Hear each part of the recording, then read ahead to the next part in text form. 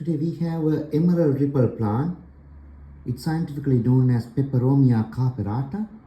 This flowering plant belongs to the family Peperomiaceae, native to Brazil. This is mound-forming evergreen perennial plant. Normally it's 20 centimeter tall and wide. Look at the leaf. It's a corrugated, heart-shaped leaf, and it also has a narrow spike of white flowers, normally 5 to 8 centimeter tall.